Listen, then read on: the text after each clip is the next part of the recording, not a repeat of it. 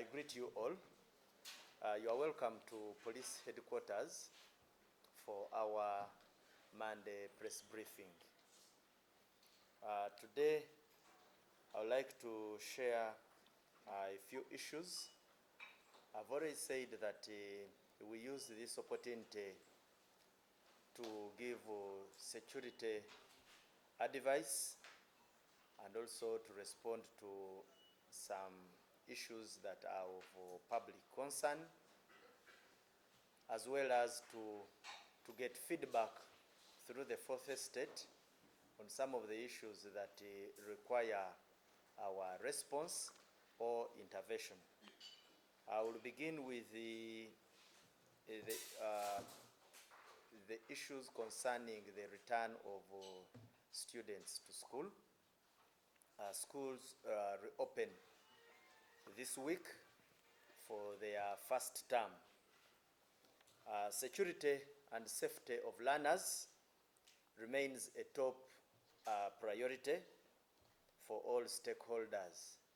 And when I say stakeholders, we have parents or guardians, we have the schools, we have the financial institutions, we have the transport sector leaders, because all those are very crucial.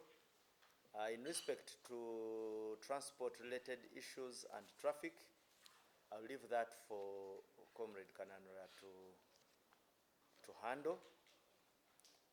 But my communication as an advisory goes to parents and guardians first. At such moments, we always give you some of these tips, and these tips are based on our observation of what usually transpires during your interaction with the schools, students.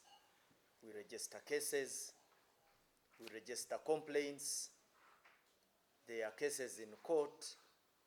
So derived from that, we usually come up with these pieces of advice.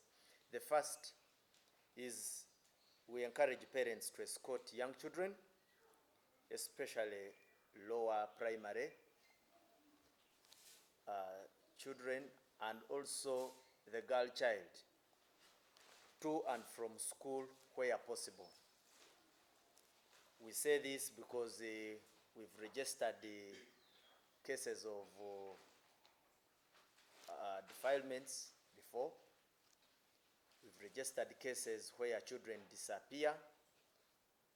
So a juvenile is preferably escorted by an adult where possible.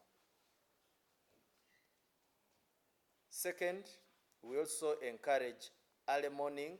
We discourage early morning or late evening movements, and we encourage the use of main routes and these pupils walking in groups.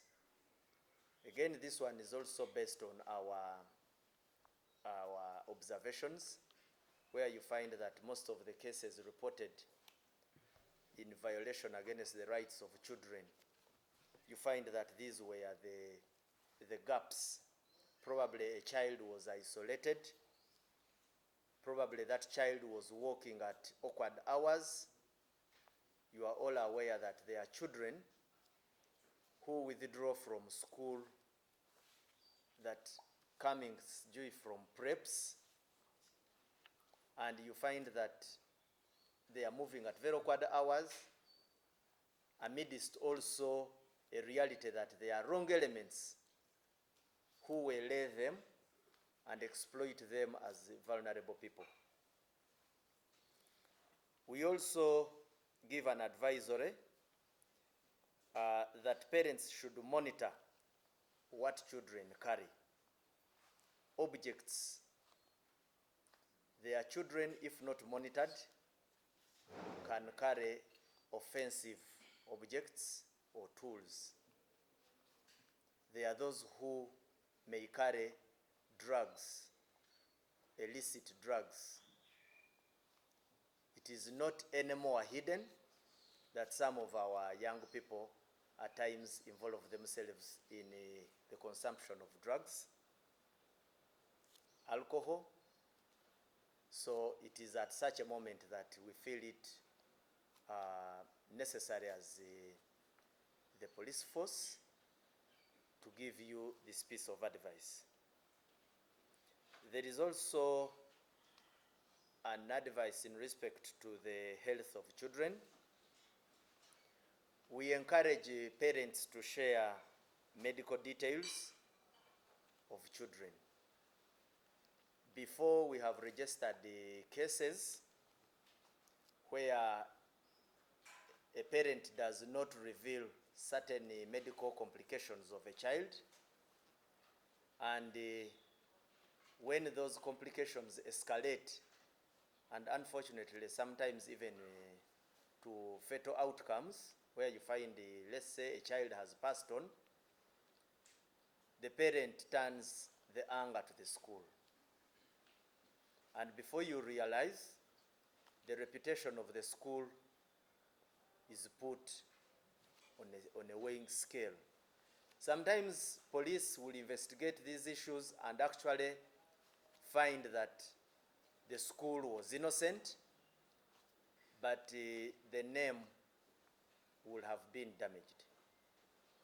So we encourage that you share that record with the school. You may find that the child is supposed to be excused from any form of exercises, any form of work. So some of these things at times have caused the friction between parents and the school. Feeding. And as police, we speak from experience, where we witness parents and schools conflicting. When it comes to transportation, just share a few. We have also witnessed incidents where children are overloaded, but anyway, Kananura, you will give more of this. Lastly, in respect to the parents, we encourage that you keep in contact with the teachers and agree on the routines on how these children should be picked from school and should be dropped. I think it is not far away from, I think it was last term, we registered a case where a parent, we have been registering these cases where a parent drops a child and the other parent picks that very child. Now, because of their domestic misunderstandings, they bring their conflict and drag in the school. So sometimes you find the school does not have very clear protocols on who should drop and pick the child. So you find one parent accusing the school of having allowed the other parent to pick that child. But when police will come in, we realize that essentially there is a conflict between the two parents. So you find the school is being dragged into a conflict, and before you realize, their reputation is on the chalkboard. Then we also give school proprietors and administrators also an advisory. The first recommendation is that you strengthen access control to the school. You record visitors. One of the concerns we have noted, you find a visitor registering by one name, Mike. Now, when we come to carry out an investigation to trace who particularly collected this child, when we come back to the records, you find that there was an element of negligence when records were being collected or registered. check vehicles. It's very, very essential.